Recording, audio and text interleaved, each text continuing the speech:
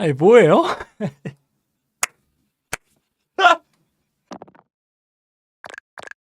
거칠었던 걸로 아무래도 경기가 포커스가 잡힐 수밖에 없고 거친 거 위주로만 타임라인을 정리해서 한번 얘기를 해볼까 하는데 이게 프리미어리가 맞나? 최상위 축구 리그라고 자칭을 하는 게 아니라 사실 많은 사람들이 인정해주는 리그인데 근데 너무 고어하지 않았나? 전 진짜 이게 거칠다가 아니라 고어하다라는 표현 썼거든요. 아니, 오히려 저는 궁금해요. 당연히 저는 리버풀 입장에서 보면은 이건 축구 경기가 이미 아니었어요. 이건 축구라는 스포츠가 아니었고 다른 스포츠로 아예 바뀌던 순간이 와버렸는데 타팀 팬들이 봤을 땐 이거 어땠어요, 진짜로? 첫 번째가 브래들리 부상이에요. 근데 이거 같은 경우에는 저는 사고라고 보긴 함. 이거 고의 얘를 담궈야겠다 이건 아니라고 보고 이게 브래들리의 부상이 나왔던 장면이 저는 이제 그 존스 발목 한번 밟았잖아요. 발등인가. 그렇죠. 사람이 근데 약간 계단 같은 데 올라갈 때 발 헛디디면 발 삐기 쉽거든요. 그런 것처럼 경사면에 있는 지면을 밟았을 때 발이 잘못 들어가서 그냥 사고가 나왔다. 이 정도. 맞아요. 근데 브래들리가 부상당한 이런 거 관련해서는 뭐 상대의 어떤 거친 행위에서 나왔다라고 얘기하기는 어렵고 불운했던 거에 가깝죠, 솔직히. 이거는 리버풀 팬들도 뭐 토트넘 선수들하고의 어떤 거친 상황 때문에 났다. 아무도 생각 안 할 건데 사실 저 사비 시몬스 저 때부터 경기 진짜 이상해지긴 했어요. 이 태클은 저는 오히려 시몬스가 잘못했고 이거 약간 첼시 보는 것 같다. 퇴장 많이 당했으니까 애들 젊고 막 퇴장 나오고 홈에서 사고 나버렸으니까 약간 동정심? 얘네 경기 어떡하지? 그러니까 그냥 축구 보는 입장에서 프랭크 머리 진짜 아프겠다 이런 생각이 초반에 먼저 들었고 이때까지는 거칠다라는 생각이 조금은 들었는데 근데 솔직히 요즘 프리미어 다 거칠잖아요. 그중 일부겠거니 하고 넘기고 있었는데 상황이 나왔던 건 이삭 투입 이후죠. 그래도 전반전에는 그래도 시몬스가 이런 거친 태클을 한 상황이 약간 후반부였잖아요. 전반전이 거의 끝나갈 그래도 무렵이었잖아요. 한 40분 언저리였던 걸로 저는 기억하는데 약간의 시간은 다를 수 있습니다만 그래서 그 상황부터는 토트넘은 내려앉고 리버풀은 세팅을 조금씩 바꾸려고 하면서 전반전은 그대로 끝내려고 했었죠. 그래서 뭐 이후에 뭐 거친 건 당연히 없었을 거고 근데 후반전 말씀하신 대로 저 벤탄쿠르 때부터 쎄했습니다, 솔직히. 저 친구 좀 억까하자면, 난 억까라고 말을 하고 하는 거예요. 엔수 저에 한번 그 무릎에다가 들어간 적 있어요. 태클 실제로. 똑같았어. 나 그거 보고 똑같이 생각 들었어요. 와, 이 새끼 또 이러네? 이 생각 들어가지고. 근데 사실 제일 위험한 게 나는 사람이 가속을 받으면서 거기서 스터드를 세워가지고 관절에다 갖다 박는다? 이거 그냥 부상 당하는 소리거든요. 저는 그래서 그 사람들이 반더벤이 저지하면서 그 이사 골 상황에서 나온 태클 그거 가지고 말씀하시지만 저는 오히려 의학적인 소견을 내는 거는 좀 많이 무리일 수는 있겠다만 제 생각에는 축구를 그래도 봐온 기간이 있으니까 적어도 반더벤이 아니라 벤탄쿠르 태클 때부터 이미 꼬였다. 이삭 그래서 지금 십자인대 얘기 나오거든요. 맞아요. 그러니까 저 벤탄쿠르 들어갔을 때부터 이미 감정적인 이 영역에 들어갔다고 봤었거든요. 경기장 안에서 클리어링 하면서 스터드가 내려가질 않아. 이미 클리어링 하면서 발을 높이 들 의사가 느껴졌다고 볼 만큼 이거 이상한데 이거 부상 당하겠는데 하던 상황에서 이제 반더벤 태클이 나왔는데 지금 현재 이삭의 상황은 많이들 추측하고 있지만 십자인대 파열에 대한 얘기가 제일 많거든요. 십자인대 파열 저거 비교된 짤이 그거였어요. 그 가위 태클 그게 누구야? 그렇죠. 픽포드. 그때 반데이크랑 똑같다. 이게 다리가 접질리면서 이제 십자인대가 여기잖아요. 여기가 늘어난다. 늘어나는 것처럼 보인다. 의학적인 소견을 어떤 사람이 내피셜로 내놨을 때도 그렇게 말을 하고 있고요. 반더벤은 그건 전 고의가 아니라고 보긴 하는데 사고가 나온 것 같다. 사실 태클 자체는 슈팅을 막기 위해서 들어가는 건 맞는데 태클 동작 자체는 솔직히 좀 안 좋은 모션이라고 전 보거든요. 항상 저런 방식으로 들어갔을 때 발목이 껴있으면은 발목 고정된 상태에서 틀어져 버리니까 무릎이 그냥 박살나는 건데 맞아, 이게 안 미끄러져요. 그러니까 이게 스터드가 특징이 이게 땅에 박혀 있잖아요. 고정돼 있으니까 말씀하신 대로 이렇게 충격이 더 세게 들어가지. 이게 그냥 득점을 막는 상황이든 뭐든지 간에 태클을 저런 유형으로 하는 선수들 몇몇 있거든요. 그러니까 이삭한테는 참 안타깝습니다만은 이렇게 안 풀릴 수가 있을까 솔직히. 이래서 우리가 지금 부상 얘기하느라 비르치의 첫 번째 공격 포인트, 리그 내에서의 첫 번째 공격 포인트가 이 시점에 나왔음에도 아무도 얘기 안 해요. 미쳤어. 아무도. 약간 속상해요. 저도 와 이렇게 좋았는데 이제 그 다음 바로 이삭이 무릎 잡았잖아요 그때. 맞아. 좋아하다가 게다가 에키티케, 비르치, 이삭 세 명이 만들었거든요. 맞아. 얼마나 좋아요 리버풀 팬 입장에서는. 맞아. 리버풀의 평가가 원래 영입생들끼리 너무 부조화가 있다. 이거 기준에 잘하는 애들이 나와야 잘한다. 그런 평가가 많았는데 영입생들이 만든 귀중한 선제골이긴 했어요. 맞아. 그러니까요. 그 딱 그 기쁨을 만끽하려고 하는데 무릎을 잡았어. 무릎도 타박 정도인 줄 알았죠, 처음에는. 와, 근데 이거는 아마도 만약에 혹시라도 십자인대 파열이 아니더라도 저는 꽤 쉴 거라고 보고 있습니다. 이게 다리가 발목 고정된 상태에서 무릎 뒤틀린 거라서 웬만하면은 인대 쪽 심하게 나올 것 같긴 한데 아이고. 아, 이거는 리버풀한테 저는 엄청 치명적이라 봅니다. 이번 이사기 시즌 아웃 당하게 되면은 다시 한번 에키티케만 남게 돼요. 키에사와. 이 경기 이후로 약간 토트넘에 관한 특별한 그런 감정은 생길 것 같아요. 뭔가 약간 솔직히 저는 에버튼이 이번 시즌 좀 얌전했다 보거든요. 그 러프한 면이 많이 나아졌거든요. 예전보다. 저 약간 전에 너무 거칠어서 그랬는지 지금 뭐 못 느끼는 걸 수도 있기도 하고 사실 리버풀하고 에버튼 간의 이런 경기들은 워낙 치열하기 때문에 뭐 여전히 걱정되는 경기 중 하나인데 토트넘은 사실 예전부터 리버풀 팬들한테는 그렇게까지 기억이 좋지는 않긴 해요. 토트넘 원정 가면은 사고가 많이 났어요. 뭐 그때 뭐 득점 취소는 워낙 유명하고 그 전에서도 해리케인의 태클도 있었어요. 예전에 엄청 유명했어요. 로버트슨이 볼을 지면에 닿고 있는 상황에서 해리케인 진짜 거의 발목 부서질 것처럼 태클 들어갔었지만 로버트슨이 점프하면서 그거를 이런 충격들을 축소시켰던 게 있거든요. 그만큼 토트넘 원정 가면은 항상 저는 걱정을 했었어요. 그렇다고 해서 토트넘이 이렇게까지 거칠었던 경기는 저는 없었던 걸로 기억하거든요. 토트넘 팬들도 커뮤니티에서 이런 말 해요. 우리 이 정도로 거친 팀은 아니긴 했는데 원래. 근데 프랭크 감독 오고 나서 더 거칠어진 것 같다. 컨셉 같은 게. 그 말 하더라고. 맞아. 진짜 저도 프랭크 감독이 와서 어느 정도 거친 거 있다고 생각했는데도 저는 근데 이 정도의 토트넘 경기는 본 적이 없거든요. 이번 시즌 보면서. 저 오늘은 아예 눈이 돌았어요. 이거 경기가 말이 안 돼요. 이거 부상으로 타임라인 찍었을 때 이거 몇 개가 나옵니까? 이거. 그래서 이제 얘기를 해야죠. 제가 토트넘하고 에버튼 얘기를 했으니까 히샬리송 얘가 눈깔 제일 돌았어. 진짜 말도 안 되더라고. 얘는 내가 보면서 여기까지 이해해요. 프림퐁 엘보우 경합하다 보면 그럴 수 있지. 솔직히. 그러니까 뭐 고의가 있다고 한들 축구 동작에서 자연스러운 동작이 될 수도 있어요. 어떻게 보면은 진짜 이해를 조금이라도 해보면. 근데 제일 이해 안 가는 거 에키티케 뒷목 도는 거 이거 뭐냐. 공 빨리 죽어가서 경기 진행 빨리 해야 되는 애들이 갑자기 모스케라한테 봤던 그딴 짓을 하고 있으니까. 그러니까 우리가 에버튼하고 지금 토트넘 이렇게 얘기하게 됐지만 히찰리송이 또 에버튼 출신 아니겠습니까? 저는 히찰리송 아까 후반전 교체 투입 딱 될 때 제가 라이브에서 이미 야 이거 진짜 걱정된다 했거든요. 히찰리송한테 제일 그러니까 상대편 입장에서 히찰리송 언제가 제일 무섭냐면은 홈팀은 지고 있고 히찰리송은 투입되면서 미친 듯이 압박하려고 할 때 이게 지고 있는 상황이라서 9번 공격수가 상대 센터백들 미친 듯이 압박하면서 파울 나오더라도 사실 뭐 퇴장이라든가 심각한 카드 안 나와요. 그냥 이미 팀은 지고 있고 그냥 공격수들이 그렇게 압박하면서 그러면서 나오는 과정들을 심판이 그냥 넘어가는 경우가 되게 많거든요. 그러니까 히샬리송이 개테크를 넣어도 뭔가 부담이 덜한 상황이 많을 거다.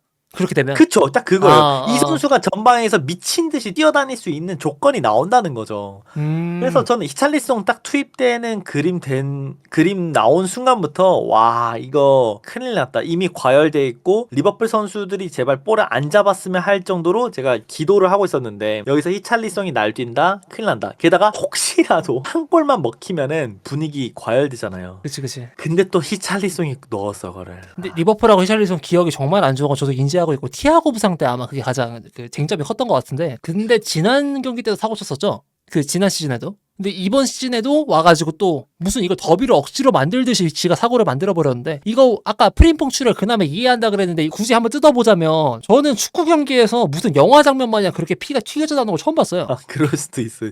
입술 찢어지는 게 이 정도로 피가 많이 흘리기는 어려워요. 완전 피가 이렇게 진드커이 나와가지고 너무 충격적이었어요. 진짜 그거 보고 고어다라는 호칭이 딱 나온 것 같아.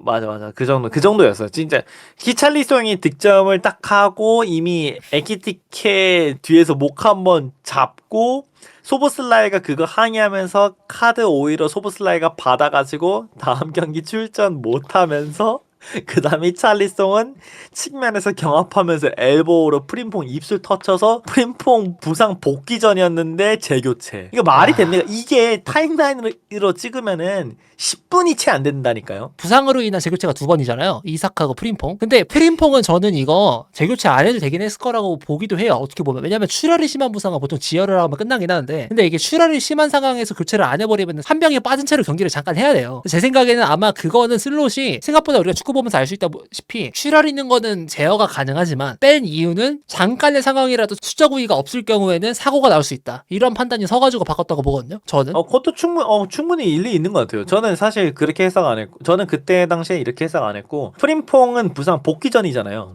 음흠. 복귀 전이고 본인이 어시스트까지 했단 말이에요. 맞아요. 기분 좋은 상황인데 경기가 과열되고 있고 심지어 입술에서 피까지 그렇게 나요. 그럼 선수는 무조건 흥분하게 돼 있어요.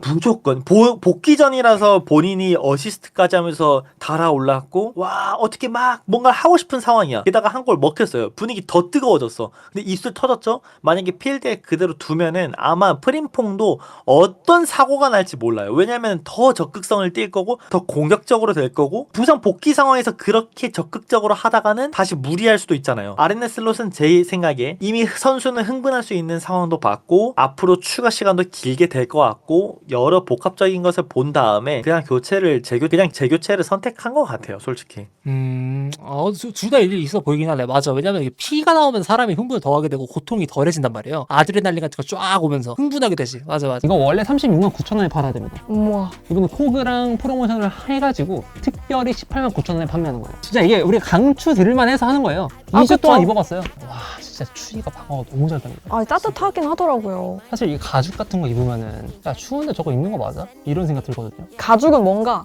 꾸밀 때 있잖아요. 근데 이것도 포인트인 게 여자들은 이런 고민 잘 안 할 수도 있는데 남자들은 밖에 나갈 때 패딩 입고 싶어. 코트 사기 좀 무서워. 나는 그래요. 무서워요? 잘 안 입게 될 것 같은데 비싸기만 하니까. 아. 근데 패딩 입고 나가서도 예쁨 받고 싶은데 짐보로가 그 양면성을 띠고 있습니다. 정말 딱 봤을 때 디자인이 세련되기 때문에 가죽인데도 불구하고 추위도 방어가 잘 되잖아요. 게다가 이게 흘러내리지가 않아가지고 두꺼운 레더랑 스피지 살아요. 그럼 어떻게 돼? 데이트 하러 나가. 고민할 필요가 없어. 그냥 옷 입다가 사고 나가. 그리고 이거 사주시면요 여러분한테도 도움이 되겠지만 근데 저희한테도 도움이 많이 돼요. 첫 광고입니다 여러분. 아, 맞습니다. 근데 전 개인적으로 흥분한 것 중에 이해 안 되는 것 중 하나가 로메로거든요. 아니 이 새끼는 진짜 미친놈인 게 나는 이해가 안 가는 게 오늘 실점 결정적인 그 기어 두 번 했잖아요. 선제 실점이 로메로 패스 미스로부터 나왔고 두 번째는 뭐 파울 시비가 있긴 하지만 결과적으로 일단 경합을 지고 나서 헤딩골을 먹혔는데 근데 거기서 본인이 피파울을 당했을 때 코나테 열받는다고 그냥 발로 까버렸어요. 저도 너무 놀란 게 아마도 제 생각에는 아마도 로메로가 두 번째 실점을 당하는 상황에서 본인도 뒤에서 밀어가지고 그렇게 돼서 원래는 파울에 불렸어야 됐다. 이거를 아마 그 상황에서 또 항의를 한 것 같긴 해요. 왜냐면은 로메로가 서 있을 때 코나테가 뒤에서 팍 하면서 헤더 하니까 그걸 파울로 불었잖아요. 그러면은 로메로 입장에서 아까 건 그거 왜 파울이 아니냐 하면서 항의만 하면 되는데 거기서 뭐 쓸데없는 짓 하니까 가야죠. 그러면은 바로 이 주장이 할 짓이 진짜 아니에요. 이런 경기는 주장들은 좀 침착해야죠. 아무리 그래도. 맞아. 무조건 그래야 돼요. 그래서 로메로가 원래 평가받던 게 완장을 달고 나왔을 때 괜찮다라는 거였어요. 실제로 첼시하고 경기했을 때 머리끄댕이 잡고 그다음에 뭐 엔소 상대로 발목으로 스터드 받고 막 이랬던 적이 있는데 그거 주장 아니었을 때고 실제로 제가 봤을 때도 주장 완장 달고 나왔을 때 침착했는데 정말 중요한 순간 사실 토트넘의 분위기를 얻어가고 있었고 홈팬들 여기가 뜨거웠단 말이에요. 그래서 세트피스 잘하게 되면 어떻게 될지 몰랐었고 또 로메로가 맡은 세트피스에 능해요. 실제로. 맞아. 근데 거기에 맞아요. 더불어서 경기 흐름 봤을 때 세트피스 많이 나왔어 토트넘 그 이후로. 근데 그거 다 날려먹은 거예요. 지 분노 조절을 못해가지고. 제 생각에 이거 경고 누적 퇴장이잖아요. 이거 징계 나온다 봅니다. 그냥 보복성이기 때문에. 무조건 나와야 되는 장면이고 로메로가 주장원장 달면서 약간 성숙해졌다고 했는데 역시 뭐 그런 어떤 설득력을 가질 수가 없는 것 같아요. 그냥 경기가 흥분했을 때 주장은 항상 침착해야 되지만 본인이 흥분했고 토트넘 입장에서만 바라본다면은 아까 말씀하신 대로 따라갈 수 있던 찬스였어요. 세트피스 몇 개 나오면은 경기장 분위기가 이렇게 과열된 상태에서는 어떤 일이 발생할지 모르거든요. 그냥 우당탕탕 박스 안에서 싸워도 심판이 그냥 파울로 인정 안 하고 넘어가기도 해요. 왜냐? 프리미어리그는 그런 투쟁적인 거, 싸우는 것을 오히려 종용하는 리그니까 진짜 모르거든요. 맞아. 헤드 팬들이 또 이걸 좋아한다 그래서 오히려 되게 약간 밀어주는 느낌이 있더라고요. 거친 거에 관해서. 맞아. 그렇죠. 근데 아까 라이브 도중에 이 말이 좀 기억에 남는데 추가 시간 9분을 준 게 좀 오바였다라고 하셨거든요. 근데 저는 약간 그거 약간 비동의하는 편이긴 해요. 약간 별개로 봐야 된다. 저는 그런 쪽이에요. 사실 추가 시간에 길만 했어요. 부상 네. 상황이 있었고 멈춘 상황들이 기니까. 근데 심판이 딱 판단을 했을 때 지금 경기장이 과열된 정도랑 홈팀 입장에서 원정팀한테 달려들고 있는 이런 모습들이 엄청났잖아요. 적극성이. 그치. 이거를 원정팀이 2대1로 이기고 있다고 한데 9분을 주고 홈팀 팬들이 더 열광적으로 만들 수 있는 상황을 만든다는 거는 저는 심판으로서는 전 자격이 없다고 봐요. 이거는 싸움을 만들겠다요. 9분까지는 안 줘도 돼요. 솔직히 조금은 줄여야 된다고 봤어요. 우리가 더 그걸 이점을 봐야 된다가 아니라 10분 주면은 둘 다 퇴장 안 당하더라도 추가 득점이 나올 수 있는 상황이고, 가장 큰 우려점은 앞뒤로 스프린트가 엄청 잦아지는 상황이었잖아요. 아, 부상 나올 수 있어. 네, 이건 맞아. 심지어 부상을 유발할 수 있는 상황이라서 심판이 전혀 선수를 지키고자 한 생각이 없어요. 이거는 그냥 오케이 피 튀기고 선수들 햄스트링 잡고 경련 일으키고 그래 퇴장 한두 명 더 나오자. 그리고 극적인 득점 보자. 전 이거 심판이 또 비르츠의 햄스트링을 만들었다고 봐요. 이거는. 저는 근데 어떤 생각이었냐면, 일단은 추가 시간 9분 주는 건 원칙상 맞다. 심판이 해야 될 행위는 뭐냐? 거기서 경기 통제를 해야 된다. 그러니까 이 9분 동안 말씀하신 대로 폭력적인 시간으로 이제 허비하지 않게끔 심판은 이제 이거를 카드를 적극적으로 주면서 통제를 했어야 됐다. 이게 조금 모자랐던 것 같긴 한데 저는 어느 정도 했다고 보거든요. 그래서 추가 시간 9분에 가다는 생각은 그게 주는 게 맞긴 했다라고 보긴 해요. 왜냐하면 원칙상으로 1점 차기 때문에 뭐 다득점 차로 지고 있던 상황이 아니다 보니까 추가 시간을 뭐 의도적으로 줄일 필요는 없고, 근데 문제는 하필이면 비르치가 말씀하신 대로 지금 부상 우려가 있어요. 아까 햄스트링 자꾸 나왔거든요. 그렇죠. 리버풀 입장에서는 이번 경기가 화날 수밖에 없는 거는 아까 2대 0에다가 퇴장됐고 경기가 약간 소강 상태에 있었잖아요. 근데 상대는 그럼에도 계속 적극적으로 달려들면서 깊은 태클들이 나오고 있었고, 거기서 추격골 들어오고 거기서 9분까지 가면은 안 그래도 빡빡한 경기 속에서 피지컬적인 경기로 바뀌는 상황 속에서 사실 비르츠만 아니라 다른 선수들도 아마 이거 경련 일어났을 수도 있어요. 이런 행위 자체는 리버풀 입장에서만 보면은 엄청 불리한 조건을 준 거죠. 선수들 부상당할 우려, 토트넘 선수들 흥분해가지고 리버풀 선수들 부상당할까봐 걱정하고 있었죠. 볼 갖고 있을 때마다 불안했죠. 실제로 부상 엄청 많이 당했죠. 그렇죠. 카드 때문에 다음 경기 못 나오죠. 그런 다음에는 추가 시간은 9분까지 늘려나가지고 100분 경기를 뛰게 하면서 스프린트나 체력적인 소모가 더 크게 됐고, 다음 경기가 그나마 일주일 뒤라서 다행이지 3일 뒤에 경기 있었으면은 이번 경기 하나가 시즌을 그냥 망쳐버릴 수도 있었어요. 전에 말했던 것처럼 이제 그 체력 소모량이 높고 힘이 많이 들어가는 경기 직후에 경기를 하게 되면 무너질 수 있다. 첼시가 그랬던 것처럼 약간 그런 경기가 될 수도 있긴 했는데, 다행히도 리버풀하고 토트넘 둘 다 3, 4일 뒤에 경기가 없죠. 근데 토트넘 같은 경우에는 아마 경고 누적이나 뭐 이런 등등으로 해서 좀 그 이탈자가 생길 것 같고, 경기 워스트 그럼 어디라고 생각해요? 양 팀 앞에서. 저는 로메로. 로메로는 무조건 그러니까 로메로가 압도적이긴 한 것 같아요. 이게 정말 쉽지 않은 게 시몬스가 경기 초반에 퇴장당했거든요. 그러니까 모든 스노우볼링을 다 그 사람을 탓할 수가 있어. 매니저 패배도 산체스 탓했던 것처럼 똑같이 그렇게 말할 수가 있는 건데, 그 아우라 임팩트를 이겨버린 버로우였어요. 저한텐. 아까 사비 시몬스를 할까 로메로 할까 저도 순간적인 고민을 했는데, 따라갈 수 있는 상황에서 불필요한 걸로 누적당해서 나간 거. 솔직히 로메로 안 나갔으면 아까 우리 앞에서 말했듯이 동점골도 넣을 수도 있어요. 토트넘 입장에서 팬들이 그렇게까지 흥분해 있고 공 하나만 페널티 박스에 들어가면은 어떤 싸움이 나서 어떻게 들어갈지 모르고, 로메로 심지어 뉴캐슬 원정에서도 극적인 거 넣었지 않습니까? 그래서 이거는 로메로 입장에서는 본인이 주장 원장을 달고 본인이 경기를 던진 골이라서 워스트를 피할 수는 없을 것 같아요. 아무리 그치. 생각해도.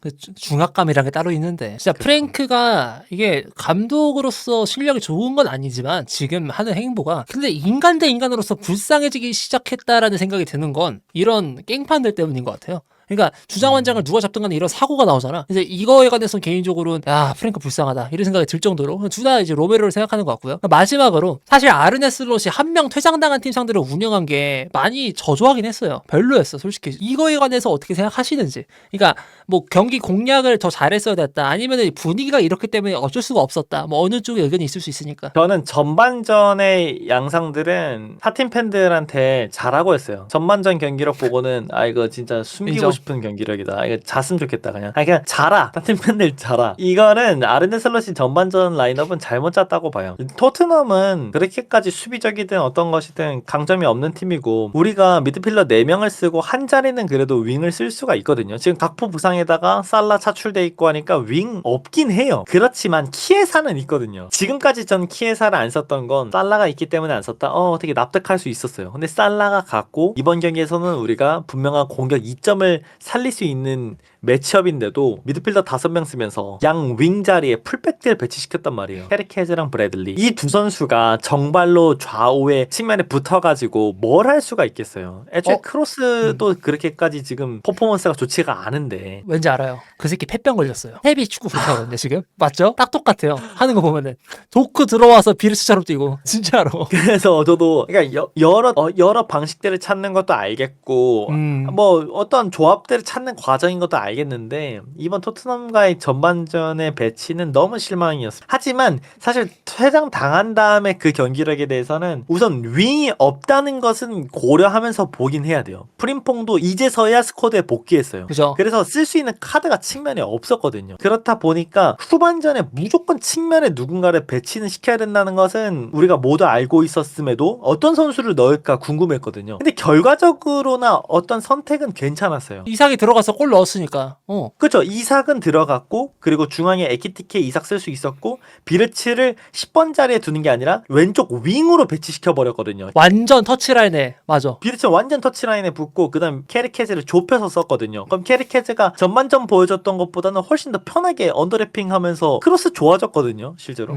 그러면서 오른쪽에서는 소보슬라이를 우선 브래들리 자리에 넣었지만 거기는 또 윙을 사실상 배치를 안 했어요. 소보슬라이는 비르츠처럼 완전히 우측 윙으로 고정되지 않았으니까. 그러니까 종합해서 보게 되면은 슬롯이 퇴장당한 전반 마지막 10분은 조정을 안 했고 충분히 욕할 수 있었다 봐요. 그리고 전반전 전체 경기력도 이건 슬롯의 라인업 실패다라고 얘기할 수 있는데 사실 후반전 바뀐 다음에 윙을 바꾸고 공격수를 투입해가지고 선취 득점 그리고 두 번째 득점까지도 만들어낸 과정들은 사실 저는 여기는 슬롯이 할 수 있는 선택지를 다 했다고 봐요. 심지어 이삭이 나간 다음에 프림퐁을 넣으면서 왼쪽 비르츠 윙, 오른쪽 프림퐁 윙 넣으면서 양 그 윙으로 이점을 봤거든요. 그래서 저는 아르네 슬롯이 구조를 계속 바꾸는 것에 대해서 할 수 있는 카드를 다 꺼낸다고는 말하고 있는데 팬들 입장에서는 당연히 만족스럽지 않을 것 같아요. 절대 만족스럽지 않을 것 같아요. 유연한 거랑 줏대가 없는 거랑은 한 끗 차이고 그리고 오늘 봤을 때 그 미드필더 인원수 말씀하셨잖아요. 5명? 그러면 중앙경합 이겼어야 되거든요. 근데 매치 도미넌스 보면 토트넘이 압도했어요. 이게 얼마나 모순된 결과인가 딱 봤을 때. 그리고 메갈리스터 활용 방식에 관해서는 저는 다시 한번 재고해봐야 된다. 메갈리스터가 너무 죽어있어요. 이거 본인 폼도 폼인데 봤을 때 너무 이거 메갈 아닌데? 이 생각 너무 많이 들어가지고 그러니까 왜소한 체격으로 인해서 공략만 당하는 장면만 계속 나와요. 이거 한번 재고해볼 필요가 있다. 아르네 슬롯이 생각하는 거는 메갈리스터를 8번에 우선 못 쓰거든요. 이제 왜냐면은 지금 커티스 존스 있는 자리를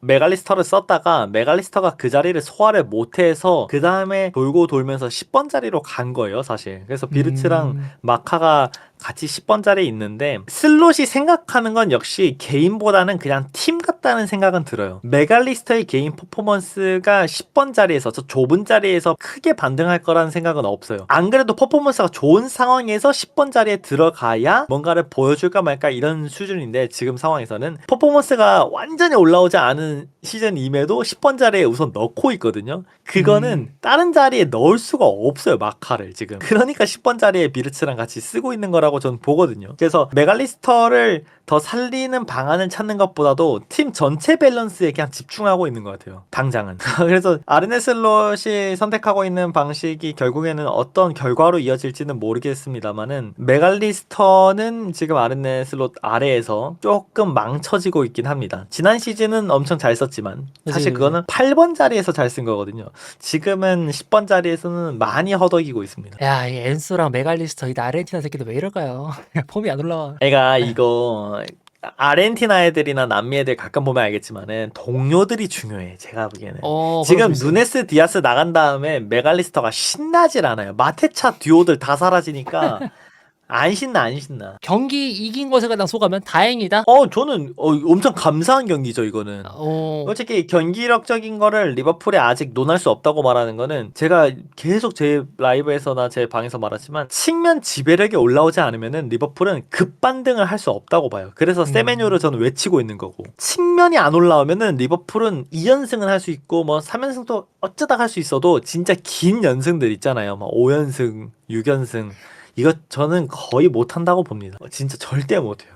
그러다 보니까 현재는 어떻게든 승점 3점 쌓고 경기력이 조금 좋지 않을지언정 측면에서는 지금 좀 못해도 돼요. 쓸 선수가 없으니까. 근데 아. 중앙에선 잘해야 된다. 근데 제 기준에서 중앙은 조합이 나오고 있거든요. 그러면은 리차드 휴즈가 이번에 세메뉴한테는 목숨 걸어야 된다라고 보는 거죠. 그것만 돌아오면은 아르네 슬롯은 생각보다 조금 센 반등을 이끌어낼 수 있다. 하지만 지금 갖고 있는 자원들 이 정도의 측면 지배력으로는 절대 5연승, 6연승 이런 거 못한다. 세메뉴라는 구원자가 와줘야겠네요. 그러면 전 완전히 진짜 세메뉴 이번에 무조건 들어가야 되고 어떻게든 데려와야만 리버풀이 후반기 뭐라도 할 수 있다고 봅니다. 리버풀이 그리고 들어갈 거라고 보고 있습니다. 또 리버풀이 겨울 이적선 타율이 좋으니까 디아스, 반데이크, 네, 좋잖아요. 수아레스도 그렇고 뭐 이제 그렇죠. 앤디 캐롤 망하긴 했지만 어쨌든 그러면은 오늘 경기 지금 많이 피곤하신 것 같은데 주무시러 가시고요. 저희가 영상 편집해서 올리겠습니다.